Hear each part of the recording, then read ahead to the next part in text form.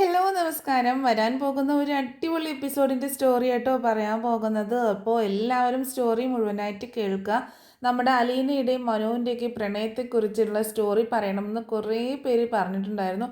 അപ്പോൾ അതിൻ്റെ ഒരു സ്റ്റോറിയാണ് പറയാൻ പോകുന്നത്. ഒരുപാട് ഇങ്ങനെ പൈങ്കിളി പ്രണയമൊന്നും അല്ലാന്നുണ്ടെങ്കിലും ഭയങ്കര റൊമാൻസ് ആട്ടോ രണ്ടുപേരും തമ്മിൽ. ഒരുപാട് ഇങ്ങനെ പ്രണയമൊന്നും എക്സ്പ്രസ് ചെയ്യുന്നില്ലെങ്കിലും രണ്ടുപേരുടെ ഉള്ളിലും പരസ്പരം അങ്ങോട്ടും ഇങ്ങോട്ടും സ്നേഹമൊക്കെ ഇങ്ങനെ കവിഞ്ഞൊഴുകുകയാണ്. അപ്പോൾ ഓരോ സിറ്റുവേഷനിലും അതൊക്കെ എങ്ങനെയാണ് അവർ പ്രകടിപ്പിക്കുന്നത് എന്നൊക്കെയാണ് ഇന്നത്തെ സ്റ്റോറിയിൽ പറയാൻ പോകുന്നത്. കൂടെ തന്നെ ഒരു പ്രധാനപ്പെട്ട സംഭവം കൂടി പറയുന്നുണ്ട്. അതായത് ഇതിൻ്റെ പരിസമാപ്തിയാണ് കേട്ടോ. അതായത് അലീനയുടെയും മനുവിൻ്റെയും വിവാഹത്തെക്കുറിച്ചുള്ള കാര്യം കൂടി ഇന്നത്തെ എപ്പിസോഡിൽ പറയുന്നുണ്ട്. അപ്പോൾ എല്ലാവരും സ്റ്റോറി മുഴുവനായിട്ട് കേൾക്കുക, സപ്പോർട്ട് ചെയ്യണേ. ഇതുവരെ സബ്സ്ക്രൈബ് ചെയ്യാതെ കാണുന്നവരാണെങ്കിൽ ഒന്ന് ചാനൽ സബ്സ്ക്രൈബ് ചെയ്യുക. അതുപോലെ തന്നെ നമ്മുടെ വീഡിയോ ഒന്ന് ലൈക്ക് ചെയ്തിട്ടും ഹൈപ്പ് ചെയ്തിട്ടും വീഡിയോ ഒന്ന് കാണാൻ ശ്രമിക്കുക കേട്ടോ. എന്നാൽ നേരെ സ്റ്റോറിയിലേക്ക് പോയാലോ. അങ്ങനെ ബാലചന്ദ്രൻ്റെ അടുത്ത് നിന്ന് അലീന വൈജയുടെ മകളാണ് എന്നുള്ള സത്യം നമ്മുടെ മനു അറിയുന്നുണ്ട് കേട്ടോ. അതിനു മുൻപ് തന്നെ മനുവിന് അലീനയോട് ഭയങ്കര സ്നേഹമാണ്, ഒരുപാട് ഇഷ്ടമാണ്. അലീനയിലെ നന്മയും അതുപോലെ അവളുടെ ഒരു പ്രത്യേക ആ ഒരു സ്വഭാവമൊക്കെ കണ്ടിട്ട് അവളോടൊരു പ്രത്യേക തരം ഇഷ്ടം അവളെ കൊണ്ടുവന്ന അന്ന് മുതൽ എന്ന് പറയാം, അല്ലെങ്കിൽ അവളെ കണ്ട അന്ന് മുതൽ എന്ന് പറയാം മനുവിനുണ്ട്. ദിവസം കഴിയുന്തോറും മനുവിന് അലീനയോടുള്ള ഇഷ്ടം കൂടി വന്നിട്ടേ ഉള്ളൂ. അങ്ങനെ ഒരു ദിവസം അലീനയോട് മനു തുറന്ന് സംസാരിക്കുക തന്നെ ചെയ്യുന്നുണ്ട്. അതൊക്കെ കഴിഞ്ഞ എപ്പിസോഡിൽ കുറച്ച് മുന്നേ നമ്മൾ കണ്ടതാണ്. അലീനയോട് തൻ്റെ പ്രണയം മനു തുറന്ന് പറയുന്നുണ്ട്. ആലോചിച്ചിട്ടൊരു മറുപടി പറയണം എന്നൊക്കെ പറഞ്ഞിട്ടുണ്ടായിരുന്നു. പക്ഷെ അതിനൊന്നും അലീന മറുപടി കൊടുത്തിട്ടുണ്ടായിരുന്നില്ല കേട്ടോ. അതിനുള്ള ഒരു സിറ്റുവേഷൻ ഒന്നും പിന്നെ ഉണ്ടായില്ല. ബാലചന്ദ്രൻ്റെ അങ്ങനെയുള്ള ഈ സംഭവങ്ങളും അതുപോലെ അലീനയ്ക്ക് സംഭവിക്കുന്ന ദുരന്തവും അങ്ങനെയുള്ള എല്ലാ സംഭവങ്ങളും നടന്നത് കാരണം പിന്നെ അവരുടെ ഒരു റൊമാൻസ് കാണിക്കാനുള്ള ഒരു സാഹചര്യം പിന്നെ അങ്ങോട്ട് ഉണ്ടായിട്ടില്ല കേട്ടോ. ഇപ്പോഴാണെങ്കിൽ ബാലചന്ദ്രൻ അലീനയെ കൂട്ടിയിട്ട് വീട്ടിൽ നിന്ന് ഇറങ്ങിപ്പോയേക്കാണ്. പക്ഷെ അതൊക്കെ കഥയിൽ മാറി മറിയും. അലീനയെ കൂട്ടി തിരിച്ച് ബാലചന്ദ്രൻ വീട്ടിലേക്ക് തന്നെ വരുന്നുണ്ട് കേട്ടോ. അതിനിടയ്ക്ക് വേറെ കുറച്ച് സംഭവങ്ങളൊക്കെ നടക്കുന്നുണ്ട്. അതൊക്കെ മറ്റൊരു എപ്പിസോഡിൽ പറയുന്നതായിരിക്കും. അലീനയുടെ അച്ഛനെ കുറിച്ചുള്ള കാര്യങ്ങൾ അന്വേഷിച്ച് കണ്ടെത്തുന്നൊക്കെ ഉണ്ട് കേട്ടോ ബാലചന്ദ്രൻ. പക്ഷെ ഇപ്പം തന്നെ അച്ഛൻ്റെ കയ്യിൽ ഏൽപ്പിച്ചു കൊടുക്കുന്നില്ല. കാരണം ഒരുപാട് കഥ മുന്നോട്ട് പോവാൻ നമ്മുടെ കടപ്പാട്ടൂർ വീട്ടിൽ വെച്ചിട്ട് തന്നെ ഒരുപാട് സംഭവങ്ങളൊക്കെ ഉണ്ട്. അങ്ങനെ തിരിച്ച് കടപ്പാട്ടൂർ വീട്ടിലേക്ക് തന്നെ അലീനയെ കൂട്ടിയിട്ട് ബാലചന്ദ്രൻ വരുന്നുണ്ട് കേട്ടോ. പിന്നീട് വൈജയ്ക്ക് എതിർത്ത് ഒരു കാര്യം പോലും അലീനയ്ക്കെതിരെ പറയാൻ പറ്റാത്തൊരു സിറ്റുവേഷനാണ്. കാരണം ഇനി എന്തെങ്കിലും പറഞ്ഞിട്ടുണ്ടെങ്കിൽ അലീനയും കൂട്ടിയിട്ട് ബാലചന്ദ്രൻ ഇവിടെ നിന്ന് പോകും എന്നുള്ളത് വൈജയ്ക്ക് നല്ല ഉറപ്പാണ്. പിന്നെ അത് മാത്രമല്ല, രാജീവിനാണെങ്കിൽ 8ന്റെ പണിയാണ് കിട്ടിയിരിക്കുന്നത്. ഈ വീട്ടിലെ കാര്യങ്ങളിൽ ഇടപെട്ടതിൽ ഗംഗാധരൻ നന്നായിട്ട് വഴക്ക് പറയുന്നുണ്ട് രാജീവിനെ. പിന്നീട് രാജീവൻ അവിടുത്തെ കാര്യങ്ങളിൽ ഇടപെടുകയോ ഒരു കാര്യം സംസാരിക്കാനോ പോകുന്നില്ല കേട്ടോ. കൂടെ ബാലചന്ദ്രൻ്റെ സൈഡിൽ നിന്നാലേ ഇനി രക്ഷയുള്ളൂ എന്ന് വൈജയ്ക്ക് മനസ്സിലാവണം. പക്ഷെ അലീനയോട് ഒട്ടും തന്നെ സ്നേഹമോ ഇഷ്ടമോ ഒന്നുമില്ല കേട്ടോ. ഒരു പാരലായിട്ട് രണ്ട് ലൈഫ് അവിടെ ഇങ്ങനെ ജീവിച്ചു പോകുന്നു, അത്രയേ ഉള്ളൂ. ബാലചന്ദ്രൻ്റെ ഒരു ലൈഫും വൈജയന്തിയുടെ ഒരു ലൈഫും. അതിനിടയ്ക്ക് വൈജയന്തിക്ക് അലീനയെ കൊണ്ട് ഒരുപാട് സഹായങ്ങളൊക്കെ ഉണ്ടാവുന്നുണ്ട് കേട്ടോ. അങ്ങനെ മനു ആണെങ്കിൽ ഏത് സമയവും നമ്മുടെ അലീനയെ കാണാനായിട്ട് വരും, അതായത് മുത്തശ്ശിയെ കാണാനായിട്ട് വരും. അപ്പോൾ വൈജ തന്നെ ഇടയ്ക്ക് പറയുന്നുണ്ട്, എന്താ മനു നീ ഏത് സമയം ഇപ്പോൾ ഇങ്ങോട്ടേക്ക് വരുന്നത്? മുൻപൊന്നും നീ ഇങ്ങോട്ടേക്ക് വരാറേ ഉണ്ടായിരുന്നില്ലല്ലോ എന്ന് പറയുമ്പോൾ, ഇവിടെ മുത്തശ്ശി ഉണ്ടല്ലോ അതുകൊണ്ടാണ് ഞാൻ വരുന്നത് എന്ന് പറയണം. മുത്തശ്ശിയെ മാത്രം കാണാനാണോ നീ വരുന്നത്? എനിക്ക് മനസ്സിലാവുന്നൊക്കെ ഉണ്ട് കേട്ടോ നിന്റെ ചുറ്റിക്കളി. നീ അലീനയെ കാണാൻ വേണ്ടിയിട്ടല്ലേ ഇങ്ങോട്ടേക്ക് വരുന്നത്? മുൻപും മുത്തശ്ശി ഇവിടെ ഉണ്ടായിരുന്നല്ലോ, അപ്പോഴൊന്നും നീ ഇങ്ങോട്ടേക്ക് വരാറില്ലായിരുന്നു എന്ന് പറയുമ്പോൾ, അന്നൊക്കെ മുത്തശ്ശൻ വീട്ടിലുണ്ടല്ലോ എനിക്ക് കൂട്ടിനെ, ഇപ്പം അവിടെ ആരാ എനിക്ക് കൂട്ടിനുള്ളത്? മുത്തശ്ശനില്ലല്ലോ എന്ന് പറയണം. നീ മുത്തശ്ശിയെ മാത്രം കാണാനൊന്നുമല്ല, അവളെ കാണാനും കൂടിയല്ലേ വരുന്നത്. നിങ്ങളുടെ ചുറ്റിക്കളിയൊക്കെ എനിക്ക് മനസ്സിലാവുന്നുണ്ട്. വേണ്ടാത്ത വയ്യാവേലിയൊന്നും എടുത്ത് തലയിൽ വെക്കാൻ നിൽക്കണ്ട. ഇപ്പോൾ അവളെ ഇവിടെ നിർത്താൻ അനുവദിച്ചു എന്ന് കരുതിയിട്ട് അവളെ ഞാൻ അംഗീകരിച്ചു എന്നൊന്നും അല്ല അതിനർത്ഥം എന്ന് പറയുമ്പോൾ മനു പറയുന്നുണ്ട്, അവളെ അംഗീകരിക്കുന്ന ഒരു ദിവസം വരും ആൻറ്റി, അന്ന് മതി എന്ന് പറയട്ടോ. എന്താ നീ പറഞ്ഞത്? ഒന്നുമില്ല എന്ന് പറയട്ടെ.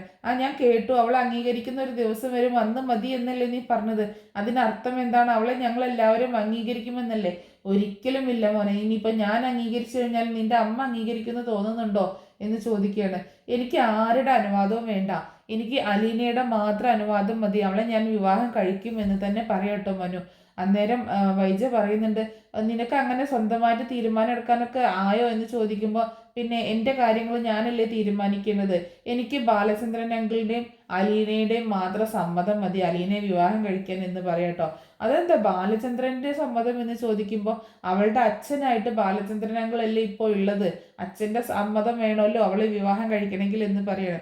പിന്നെ അച്ഛൻ്റെ സമ്മതം, ബാലചന്ദ്രൻ്റെ മോളെങ്ങാനും ആണോ അവൾ എന്ന് ചോദിക്കുമ്പോൾ, ഒരു കണക്കിന് പറഞ്ഞാൽ അങ്കിളിൻ്റെ മോള് തന്നെയാണ് എന്ന് പറയുന്നുണ്ട്. നിന്റെ അമ്മയെ വിളിക്കട്ടെ, ഞാനിത് പറഞ്ഞു കൊടുക്കുന്നുണ്ട് എന്ന് പറയുമ്പോൾ, ആൻറ്റി വേഗം വിളിച്ച് പറഞ്ഞു കൊടുക്കുക, എനിക്ക് അതിലൊന്നും ഒരു വിഷയമല്ല, ഞാൻ ഇത് ഇറങ്ങാൻ നിൽക്കുകയാണ്, അതിന് മുന്നേ തന്നെ ആൻറ്റി പറഞ്ഞു കൊടുത്തേക്ക് എന്നൊക്കെ പറയുന്നുണ്ട് കേട്ടോ. അങ്ങനെ വൈജ ദേഷ്യപ്പെട്ടുകൊണ്ട് പോവുകയാണ്. അന്നേരം അലീന മനുവിനുള്ള ചായയൊക്കെ ആയിട്ട് വരുന്നുണ്ട് കേട്ടോ. അപ്പം അലീന ഇതൊക്കെ കേൾക്കുന്നുണ്ടായിരുന്നു. എന്തിനാ മനുവേട്ടാ ഇങ്ങനെ വെറുതെ മാഡത്തെ ദേഷ്യം പിടിപ്പിക്കുന്നതെന്ന് ചോദിക്കുമ്പോൾ, മാഡമോ അത് ആരാണെന്ന് നിനക്ക് അറിയത്തില്ലേ എന്ന് ചോദിക്കുകയാണ്. എനിക്ക് അറിയാഞ്ഞിട്ടല്ല, എന്നാലും എന്തിനാണ് ഇങ്ങനെ ദേഷ്യം പിടിപ്പിക്കുന്നത്, അമ്മയുടെ സ്വഭാവം അറിയാലോ മനുവേട്ടനെ എന്ന് പറയാട്ടോ. അയ്യോ, ഒരു അമ്മയും മോളും വന്നേക്കണേ, അമ്മയ്ക്ക് വേണ്ടിയിട്ട് റെക്കമെൻഡ് ചെയ്യാൻ വന്നതാണോ നീ? എൻ്റെ അടുത്ത് എങ്ങാനും അമ്മയും മോളും കളിച്ചാലുണ്ടല്ലോ, രണ്ടിനെ ഞാൻ തൂക്കിയെടുത്ത് പുറത്തേക്ക് എറിയും എന്ന് പറയട്ടോ. പിന്നെ മനുവേട്ടൻ ഇങ്ങോട്ട് വാ, എൻ്റെ അമ്മയെ തൊട്ട് കളിച്ചാലേ ഞാൻ കണ്ടോണ്ടിരിക്കൊന്നുമില്ല എന്ന് മനുവിൻ്റെ അടുത്ത് അലീനെ ഇങ്ങനെ കുറുമ്പ് കാണിക്കുന്നുണ്ട് കേട്ടോ. അങ്ങനെ ചായയൊക്കെ കുടിച്ചതിന് ശേഷം, താൻ വന്നേ, തന്നോട് കുറച്ച് കാര്യങ്ങൾ സംസാരിക്കാനുണ്ട് എന്ന് പറഞ്ഞിട്ട് അലീനയും കൂട്ടിയിട്ട് മുറ്റത്തേക്ക് ഇറങ്ങുകയാണ്. അങ്ങനെ പുറത്തേക്ക് ഇറങ്ങുന്ന സമയത്ത് മനുവിനോട് ചോദിക്കുന്നുണ്ട്, എന്താ മനുവേട്ടാ, എന്താണ് സംസാരിക്കാനുള്ളത് എന്ന് ചോദിക്കുകയാണ്. മുൻപ് ഞാൻ പറഞ്ഞിരുന്ന ഒരു കാര്യം, അതിന് എനിക്ക് നീ മറുപടി ഒന്നും തന്നില്ലല്ലോ എന്ന് ചോദിക്കുകയാണ്. എന്ത് കാര്യമാണ് മനുവേട്ടാന്ന് ചോദിക്കുന്നുണ്ട്. ഇതേ എന്നെ വെറുതെ പൊട്ടം കളിപ്പിക്കരുത് കേട്ടോ എന്ന് പറയണേ. അത് മനുവേട്ടൻ ശരിക്കും എന്താ പറഞ്ഞത് എനിക്ക് ഓർമ്മ വരുന്നില്ല അതാ എന്ന് പറയുമ്പോൾ, അലീന നീ എൻ്റെ കയ്യിൽ നിന്ന് വാങ്ങിക്കും, മര്യാദക്ക് ഞാൻ ആ ചോദിച്ചതിനുള്ള മറുപടി തന്നു, ഇനിയിപ്പോൾ എന്താണ് നോ ആണെങ്കിലും ഞാൻ അത് ആക്സെപ്റ്റ് ചെയ്യാൻ തയ്യാറാണ്, പക്ഷേ നിൻ്റെ അടുത്ത് നിന്ന് എനിക്കൊരു മറുപടി കിട്ടണം എന്ന് പറയട്ടോ. അപ്പോൾ അലീന പറയുന്നുണ്ട്, മനുവേട്ടൻ എന്താ ഇങ്ങനെയൊക്കെ സംസാരിക്കുന്നത്, എല്ലാം അറിഞ്ഞുകൊണ്ട് സംസാരിക്കുന്നത്, ഞാൻ എവിടെ കിടക്കുന്നു, ഞാനൊരു അനാഥയായ പെൺകുട്ടി, ആരാണ് അച്ഛനെന്ന് പോലും ഇതുവരെ എനിക്ക് അറിയത്തില്ല, അമ്മ ആരാണെന്ന് മാത്രമേ എനിക്ക് അറിയത്തുള്ളൂ, അതിപ്പോൾ എല്ലാവർക്കും അറിയാം ചെയ്യും, മനുവേട്ടന് അറിയാം, മുത്തശ്ശന് ബാലചന്ദ്രൻ അങ്കിളിന് അറിയാം, അതുപോലെ കൃഷ്ണമോൾക്കും മുത്തശ്ശിക്കും ഒക്കെ അറിയാം, പക്ഷേ മറ്റാർക്കും അറിയത്തില്ല. മനുവേട്ടൻ്റെ അമ്മ ഇതിന് സമ്മതിക്കുന്നു തോന്നുന്നുണ്ടോ എന്ന് ചോദിക്കുകയാണ്. ഞാനിപ്പോൾ എൻ്റെ അമ്മയുടെ സമ്മതമല്ല ചോദിച്ചത്, എൻ്റെ മുന്നിൽ നിൽക്കുന്ന അലീനയുടെ സമ്മതമാണ് ചോദിച്ചത് എന്ന് പറയുന്നുണ്ട് കേട്ടോ. അന്നേരം അലീന പറയുന്നുണ്ട്, എനിക്ക് ഒരുപാട് ഇഷ്ടമാണ് മനുവേട്ടനെ, എനിക്ക് എൻ്റെ ജീവനേക്കാൾ ഏറെ എനിക്കിഷ്ടമാണ്, ഞാൻ ഇവിടേക്ക് വന്ന അന്ന് മുതൽ എനിക്ക് വേണ്ടി നിൽക്കുന്ന ഒരാളാണ് മനുവേട്ടൻ, ഞാൻ ആരാണെന്നോ എന്താണെന്നോ അറിയുന്നതിന് മുൻപ് തന്നെ എന്നെ ഒരുപാട് മനുവേട്ടൻ സ്നേഹിച്ചിട്ടുണ്ട്, എന്നെ ഒരുപാട് സപ്പോർട്ട് ചെയ്തിട്ടുണ്ട്, അത് എന്നോടുള്ള ഇഷ്ടം കൊണ്ടാണെന്ന് എനിക്ക് അറിയുകയും ചെയ്യാം. ഒരിക്കൽ രേവതിക്കുട്ടി പോലും എന്നോട് പറഞ്ഞിട്ടുണ്ട്, കേട്ട് പരിചയം വെച്ചിട്ട് അവൾ പോലും എന്നോട് പറഞ്ഞിട്ടുണ്ട്, പക്ഷെ ആരും പറയാതെ തന്നെ എനിക്കറിയാം മനുവേട്ടന് എന്നോട് ഒരുപാട് ഇഷ്ടമുണ്ടെന്ന്, പക്ഷേ ആ ഇഷ്ടമൊക്കെ ഞാൻ അർഹിക്കുന്നുണ്ടോ എന്നാണ് ഞാൻ ചിന്തിക്കുന്നത് എന്ന് പറയുമ്പോൾ മനു പറയാണ്, നീ മാത്രമേ അർഹിക്കുന്നുള്ളൂ എന്ന് പറയട്ടോ. അങ്ങനെയല്ല ശരിക്കും പറയേണ്ടത്, നിന്റെ സ്നേഹത്തിന് ഞാൻ അർഹനാണോ എന്നാണ് ഞാൻ ചിന്തിക്കുന്നത് എന്ന് മനു പറയാണ്. അത് കേട്ടപ്പോൾ എനിക്ക് ഭയങ്കര സന്തോഷം തോന്നുകയാണ്. എന്നാലും നീ പറ, എന്തെങ്കിലും ഒരു മറുപടി പറ എന്ന് പറയുമ്പോൾ, എനിക്ക് മനുവേട്ടനോട് ഇഷ്ടക്കുറവൊന്നുമില്ല, ഒരുപാട് ഇഷ്ടമാണ്, പക്ഷേ സാഹചര്യങ്ങൾ എന്ന് പറയുമ്പോൾ ഒരു സാഹചര്യങ്ങളും ഇല്ല, എല്ലാ സാഹചര്യങ്ങളും അനുകൂലമായിട്ടാണെങ്കിൽ അങ്ങനെ മതി, അതുവരെ ഞാൻ കാത്തിരുന്നോളാം, എന്നാലും നിൻ്റെ ആ ഒരു മറുപടി മാത്രം മതി എനിക്ക് എന്ന് പറയട്ടോ. അപ്പോൾ അലീന എന്ത് പറയണമെന്നറിയാതെ ഇങ്ങനെ നാണിച്ച് നിൽക്കുകയാണ്. എന്തെങ്കിലും ഒന്ന് പറ, എന്നാലേ എനിക്കിന്ന് സമാധാനത്തോടെ കിടന്നുറങ്ങാൻ പറ്റത്തുള്ളൂ എന്ന് പറയുമ്പം, ഇനി മനുവേട്ടൻ്റെ ഇഷ്ടം പോലെ ആവട്ടെ എന്ന് പറയട്ടോ. അങ്ങനെയല്ല, എൻ്റെ ഇഷ്ടം പോലെ, എൻ്റെ ഇഷ്ടമൊക്കെ ഞാൻ തുറന്ന് പറഞ്ഞു കഴിഞ്ഞു, ഇനി എനിക്ക് കേൾക്കേണ്ടത് നിൻ്റെ ഇഷ്ടമാണ്, അതങ്ങോട്ട് വാ തുറന്ന് പറ എന്ന് പറയണം മനു. അപ്പോൾ ഈ മനുവേട്ടൻ്റെ ഒരു കാര്യം, ഞാൻ ഇങ്ങനെയൊക്കെ പറഞ്ഞാലും മനുവേട്ടന് മനസ്സിലാക്കിക്കൂടെ എന്ന് ചോദിക്കുമ്പോൾ, ഇങ്ങനെയൊക്കെ പറഞ്ഞാലും എനിക്ക് മനസ്സിലാക്കാം, പക്ഷേ നീ വാ കൊണ്ട് അത് പറയുന്നത് കേൾക്കുമ്പോൾ ഒരു സുഖമുണ്ടല്ലോ, അതിന് വേണ്ടിയിട്ടാണ് ഞാൻ കാത്തു നിൽക്കുന്നത്, പറ, നിനക്ക് എന്നെ ഇഷ്ടമാണോ എന്നിങ്ങനെ ചോദിക്കുകയാണ് മനു വീണ്ടും കേട്ടോ. അപ്പോൾ അതേ മനുവേട്ടൻ, എനിക്ക് മനുവേട്ടന് ഒരുപാട് ഇഷ്ടമാണ്, എനിക്ക് മനുവേട്ടൻ്റെ കൂടെ ജീവിക്കാനും ഒരുപാട് ഇഷ്ടമാണ് എന്ന് പറയാണ് അലീന. അത് കേട്ടതോട് കൂടിയിട്ട് മനുവിനും ഒരു പൂത്തിരി കത്തിച്ചതുപോലെ കേട്ടോ മനുവിൻ്റെ ഫേസൊക്കെ ഭയങ്കര സന്തോഷമാവുകയാണ്. മതി, എനിക്ക് ഇത് മാത്രം കേട്ടാൽ മതി, ഇനി എത്ര നാൾ വേണമെങ്കിലും ഞാൻ കാത്തിരിക്കാം, എന്തൊക്കെ വേണമെങ്കിലും ഞാൻ തരണം ചെയ്യും, എനിക്കിനി ഉണ്ടാവുന്ന പ്രശ്നങ്ങളൊന്നും ഒരു വിഷയമേ അല്ല, അമ്മയൊന്നും എനിക്കൊരു വിഷയമേ അല്ല, അമ്മയൊക്കെ എനിക്ക് പൂ പോലെ കൈകാര്യം ചെയ്യാവുന്നതേ ഉള്ളൂ എന്ന് പറയണം. അപ്പോൾ അലീന അത് കേട്ടിട്ട് ഇങ്ങനെ ചിരിക്കുന്നുണ്ട്. പക്ഷേ മനുവേട്ട, എന്നാലും ഇത് നടക്കുമെന്നൊന്നും തോന്നുന്നില്ല എന്ന് പറയുമ്പോൾ അതെന്താ, മനുവേട്ടൻ്റെ അമ്മ സമ്മതിക്കത്തില്ല, എൻ്റെ അമ്മ സമ്മതിക്കത്തില്ല, ഞാൻ ആരാണെന്നൊന്നും അറിയത്തില്ലല്ലോ, ഇനിയിപ്പോൾ ഞാൻ ആരാണെന്ന് അറിഞ്ഞാൽ പോലും മനുവേട്ടൻ്റെ അമ്മ സമ്മതിക്കാൻ സാധ്യതയില്ല, കാരണം ഒരു അവിഹിതത്തിൽ ജനിച്ച ഒരു സന്തതിയല്ലേ ഞാൻ, അതുകൊണ്ട് സമ്മതിക്കാൻ സാധ്യതയില്ല എന്നൊക്കെ പറയുമ്പോൾ അതൊന്നും ഓർത്ത് നീ വിഷമിക്കേണ്ട, ആരൊക്കെ എന്തൊക്കെ പറഞ്ഞാലും ആര് സമ്മതിച്ചില്ലെങ്കിലും നീ എൻ്റെ സ്വന്തമാണ്, നിന്നെ ഞാൻ സ്വന്തമാക്കിയിരിക്കും എന്ന് തന്നെ പറയണം മനു. നീ ആരാണെന്ന് അറിയുന്നതിന് മുന്നേ നിന്നെ സ്നേഹിച്ചു തുടങ്ങിയതാണ് ഞാൻ. ഇപ്പോൾ നീ ആരാണെന്ന് അറിഞ്ഞിട്ടും ആ സ്നേഹത്തിന് എനിക്കൊരു കുറവും വന്നിട്ടില്ല, ഇനി അങ്ങോട്ടും ആ സ്നേഹത്തിന് ഒരു കുറവും വരാൻ പോകുന്നില്ല. അതുകൊണ്ട് നിന്നെ എൻ്റെ ജീവിതത്തിലേക്ക് കൂട്ടുക തന്നെ ചെയ്യും, നീയായിട്ട് എന്നെ ഇട്ടേച്ച് പോവാതിരുന്നാൽ മാത്രം മതി എന്ന് പറയാണ് മനു അലീനയോട്. അങ്ങനെ അലീനയ്ക്കും ഭയങ്കര സന്തോഷമാവുന്നുണ്ടോ മനുവിൻ്റെ ഈ സ്നേഹവും കരുതലും ഒക്കെ കാണുമ്പോൾ. അങ്ങനെ പിന്നെ അവരവിടെ നിന്ന് പിരിഞ്ഞു പോകുന്നുണ്ട്. അതിനുശേഷം വൈജിയാണെങ്കിൽ നമ്മുടെ കമലയെ വിളിച്ചിട്ട് ഇങ്ങനെ പറഞ്ഞു കൊടുക്കുക കേട്ടോ, ഇങ്ങനെ എരിവിൽ കയറ്റി കൊടുക്കുകയാണ്. അതായത് മനു ഉണ്ടല്ലോ, മനുവിനെ ഒന്ന് സൂക്ഷിച്ചോ കമലേട്ടത്തി, അവൾ ഉടുമ്പ് പോലെ പിടിച്ചേക്കാണ്, അവൾ അസ്ഥിക്ക് പിടിച്ചേക്കാണ് മനുവിൻ്റെ എന്നൊക്കെ പറയാട്ടോ. എന്താ നീ പറഞ്ഞു വരുന്നത് വൈജിയിൽ ചോദിക്കുമ്പോൾ ഞാൻ എപ്പോഴും പറയാറില്ലേ കമലേട്ടത്തി, മനുവിനെ സൂക്ഷിക്കണമെന്ന്, അലീനയുമായിട്ടുള്ള ചുറ്റിക്കളിയെ പറ്റി ഇങ്ങനെ പറയാണ്. അപ്പോൾ കമല പറയുന്നുണ്ട്, അത് അങ്ങനെയൊന്നുമില്ല വൈജി, അവനല്ലേ അവളെ കൂട്ടിക്കൊണ്ടു വന്നത്, അതിൻ്റെ ഒരു സെൻറ്റിമെൻറ്റ്സ്, പിന്നെ ആരുമില്ലാത്ത സമയത്തും അവൻ മാത്രമല്ലേ അവളെ സപ്പോർട്ട് ചെയ്തത്, അങ്ങനെയുള്ളൂ എന്ന് പറയുമ്പോൾ അങ്ങനെയൊന്നുമല്ല, ഇന്ന് എൻ്റെ മുഖത്ത് നോക്കി അവൻ പറഞ്ഞു അവൻ ആരും ഒരു വിഷയമേ അല്ല, എന്തൊക്കെ വന്നാലും അവളെ മാത്രമേ വിവാഹം കഴിക്കൂ എന്ന് എൻ്റെ മുഖത്ത് നോക്കി വെല്ലുവിളിച്ചിരിക്കുകയാണ് എന്ന് പറഞ്ഞു കേട്ടോ.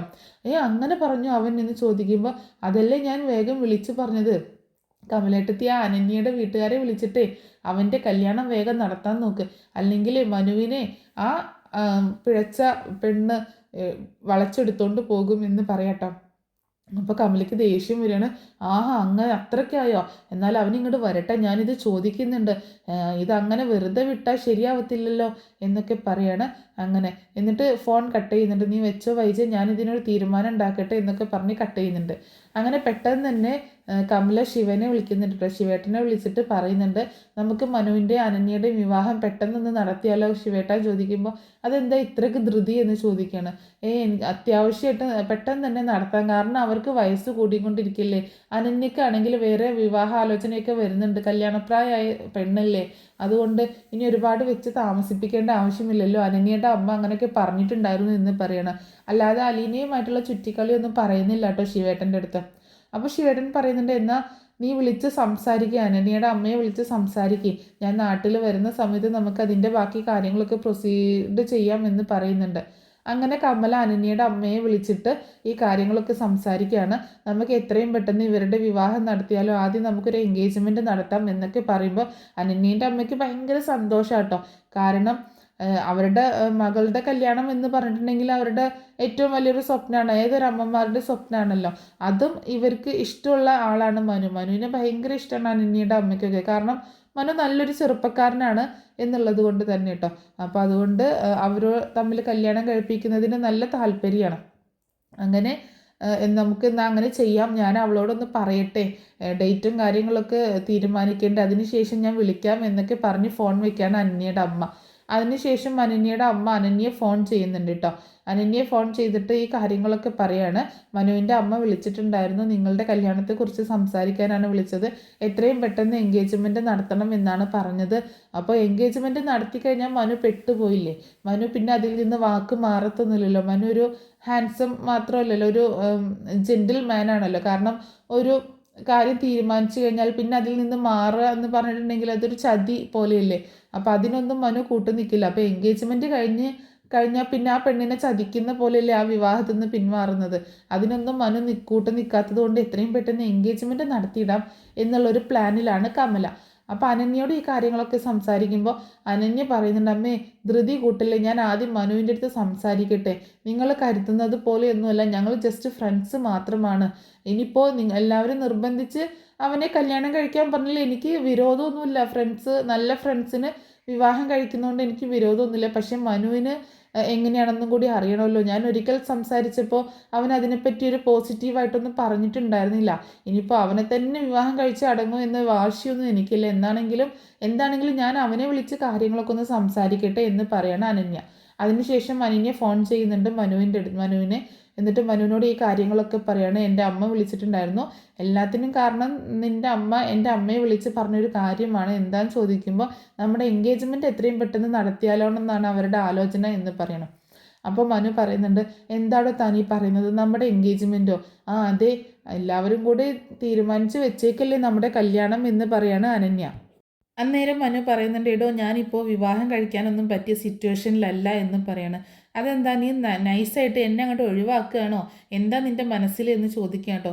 അപ്പോൾ മനു പറയുന്നുണ്ട്, എടോ നിനക്കറിയാലോ നമ്മൾ തമ്മിൽ അങ്ങനെ വിവാഹത്തെക്കുറിച്ചൊന്നും സ്വപ്നം കണ്ടിട്ടില്ല എന്നുള്ളത്. എനിക്കറിയാടോ അത്. പക്ഷേ നമ്മുടെ വീട്ടുകാർക്ക് മനസ്സിലാവണ്ടേ, എന്താണെങ്കിലും ആരെങ്കിലും ഒരാളെ വിവാഹം കഴിക്കണം. അതിപ്പോൾ നിന്നെ ആയിക്കഴിഞ്ഞാൽ എനിക്ക് സന്തോഷമേ ഉള്ളൂ. ഇനിയിപ്പോൾ അതെല്ലാം എന്നുണ്ടെങ്കിലും എനിക്ക് കുഴപ്പമൊന്നുമില്ല കേട്ടോ, നമ്മുടെ ഫ്രണ്ട്ഷിപ്പ് എന്നും നിലനിൽക്കണം, അത്ര മാത്രമേ ഉള്ളൂ എന്ന് അനന്യ പറയണം. ഇതുപോലെ എന്നെ മനസ്സിലാക്കുന്ന മറ്റൊരാളില്ല കേട്ടോ, എൻ്റെ അമ്മയ്ക്ക് പോലും എന്നെ മനസ്സിലാക്കാൻ പറ്റിയിട്ടില്ല എന്ന് പറയാണ് മനു. എന്നിട്ട് അനന്യ ചോദിക്കുന്നുണ്ട്, അല്ല ഞാനൊരു കാര്യം ചോദിക്കട്ടെ, ഈ വിവാഹം വേണ്ട വേണ്ട എന്ന് പറയാൻ കാരണം എന്താണ്? എന്നെ ഇഷ്ടമല്ലാഞ്ഞിട്ടാണോ, അതോ നീ വേറെ ആരെങ്കിലും ഇഷ്ടപ്പെടുന്നുണ്ടോ എന്ന് ചോദിക്കുകയാണ്.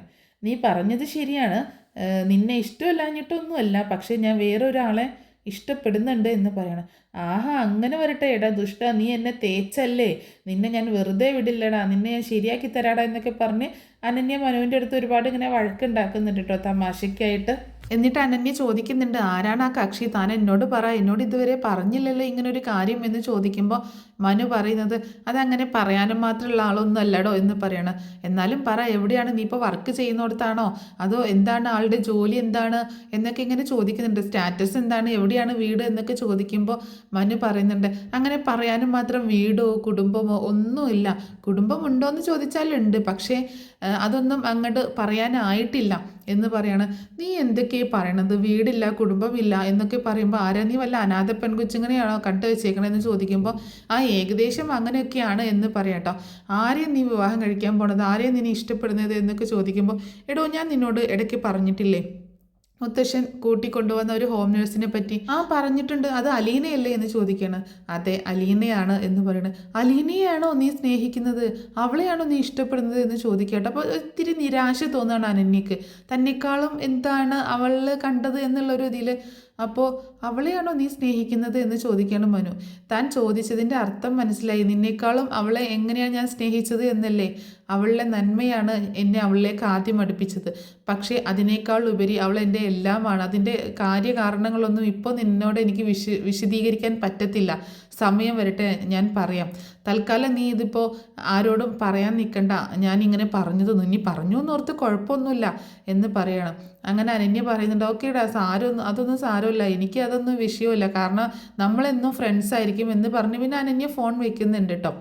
അങ്ങനെ ഫോൺ വെച്ചതിന് ശേഷം അനന്യ അമ്മയുടെ അടുത്ത് പറയുന്നുണ്ട്, അമ്മേ അത് സെറ്റാവത്തില്ല അമ്മേ, അവന് മറ്റൊരു പെൺകുട്ടിയെ ഇഷ്ടമാണ്, അതുകൊണ്ട് അത് സെറ്റാവില്ല എന്ന് പറയാട്ടോ. അപ്പോൾ അനന്യേൻ്റെ അമ്മയ്ക്കും വിഷമാവുകയാണ്. അനന്യേൻ്റെ അമ്മയാണെങ്കിൽ കമലയെ വിളിച്ച് ഈ കാര്യങ്ങളൊക്കെ പറയാട്ടോ. അപ്പോൾ കമലയ്ക്ക് ഇത് കേൾക്കുമ്പോൾ തന്നെ കാര്യം മനസ്സിലാവുകയാണ്, മനുവിന് അലീനയാണ് ഇഷ്ടം എന്നുള്ള കാര്യം കമലയ്ക്ക് മനസ്സിലാവുക കേട്ടോ. എന്നിട്ട് കമലയാണെങ്കിൽ മനുവിനെ വിളിച്ച് ഒരുപാട് വഴക്ക് പറയുന്നുണ്ട് കേട്ടോ. നീ എന്താടാ പറഞ്ഞത് അനന്യയുടെ അടുത്ത്, നീ വേറെ ആരെയാടാ സ്നേഹിക്കുന്നത്, നിൻ്റെ മനസ്സിൽ വല്ല ഇരിപ്പുണ്ടെങ്കിലേ അതങ്ങോട്ട് എടുത്ത് കളഞ്ഞേക്ക്.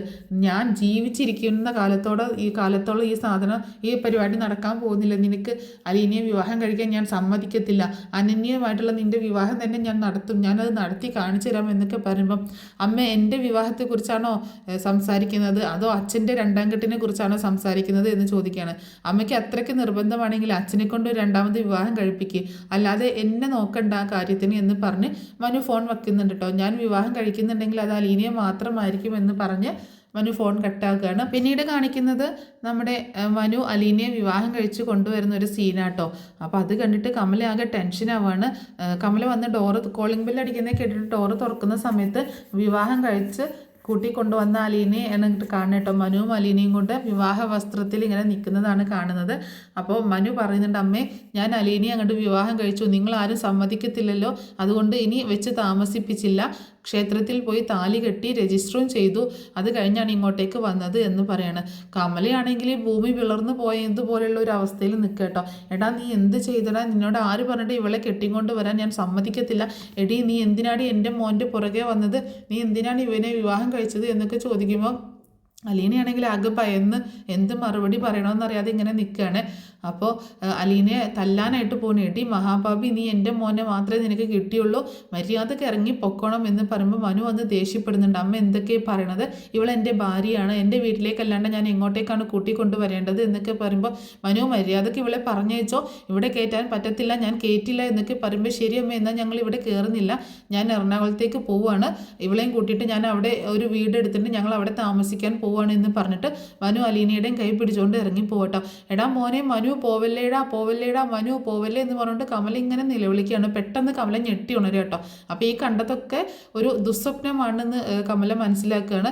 പക്ഷേ ശരിക്കും പറഞ്ഞാൽ ഇത് നല്ലൊരു സ്വപ്നം തന്നെയാണ്, മനു അലീനയും തമ്മിലുള്ള വിവാഹത്തെക്കുറിച്ച് കണ്ട സ്വപ്നം. അപ്പോൾ കമലയ്ക്ക് ആകെ പേടിയാവുകയാണ്, ഇവർ വിവാഹം കഴിച്ചു വരുമോ എന്നൊക്കെയുള്ളൊരു ഭയമാണ് കമലയ്ക്ക്. എന്നിട്ട് കമല ഇത് വൈജിയോട് പറയുകയും ചെയ്യുന്നുണ്ട് കേട്ടോ. വൈജി പറയുന്നുണ്ട്, ഞാൻ പറഞ്ഞില്ലേ ചേട്ടത്തി, പെട്ടെന്ന് അവൻ്റെ വിവാഹം ഒന്ന് നടത്തിയേക്ക്, അല്ലെങ്കിൽ ശരിയാവത്തില്ല എന്ന് പറയാണ് വൈജ. അപ്പോൾ പക്ഷേ ശരിക്കും ഇതിൻ്റെ അവസാനത്തിൽ മനുവും അലീനയും തമ്മിൽ വിവാഹം കഴിക്കുന്നുണ്ട് കേട്ടോ. ഒരുപാട് സ്ട്രഗിൾ ചെയ്തിട്ടാണ് വിവാഹം കഴിക്കുന്നത്. അതിനിടയ്ക്ക് മനുവിൻ്റെ ബാലചന്ദ്രനാണെങ്കിൽ വീട്ടിൽ പ്രശ്നങ്ങളൊക്കെ കൂടുന്ന സമയത്ത് അലീനയുടെ അച്ഛനെ ഏൽപ്പിക്കുകയൊക്കെ ചെയ്യുന്നുണ്ട്. അലീനയുടെ അച്ഛനാണെങ്കിൽ സ്റ്റാൻലി ആണെങ്കിൽ അലീനയെ മനുവിന് വിവാഹം കഴിച്ചു കൊടുക്കാൻ സമ്മതിക്കുന്നില്ല കേട്ടോ. കാരണം ഈ ഒരു കുടുംബത്തിലേക്ക് വീണ്ടും അലീനയെ പറഞ്ഞയക്കാൻ സ്റ്റാൻലിക്ക് സമ്മതമല്ല. പക്ഷേ അലീന ഒരുപാട് നിർബന്ധിച്ച് മനുവിനൊക്കെ കുറിച്ച് നല്ലതൊക്കെ പറഞ്ഞു കൊടുത്തിട്ട് പിന്നെ അവസാനം സ്റ്റാൻലിയും സമ്മതിക്കുന്നുണ്ട് കേട്ടോ. അങ്ങനെ അവരുടെ വിവാഹം നടക്കുന്നുണ്ട്. അവരുടെ വിവാഹം മാത്രമല്ല, നമ്മുടെ രോഹിത്തിൻ്റെയും രേവതിക്കുട്ടിയുടെയും വിവാഹം വരെ നടക്കുന്നുണ്ട് കേട്ടോ. 2 വിവാഹം ഒരുമിച്ചാണ് നടക്കുന്നത്. അതും വളരെ ഒരു ലവ് സ്റ്റോറി തന്നെയാട്ടോ. രോഹിത്തും രേവതിക്കുട്ടിയും തമ്മിലുള്ള ഒരു ലവ് സ്റ്റോറി, അത് ഞാൻ ഒരിക്കലും പറഞ്ഞ് അപ്ലോഡ് ചെയ്യുന്നതായിരിക്കും, അവരുടെ ലവ് സ്റ്റോറി. അപ്പോൾ ഇത്രയേ ഉള്ളൂ ഇന്നത്തെ സ്റ്റോറി. ഈ സ്റ്റോറി നിങ്ങൾക്കൊക്കെ ഇഷ്ടമായിട്ടുണ്ടാവുമെന്ന് കരുതുക കേട്ടോ. ഇഷ്ടമായിട്ടുണ്ടെങ്കിൽ സപ്പോർട്ട് ചെയ്യാൻ മറക്കരുത് കേട്ടോ.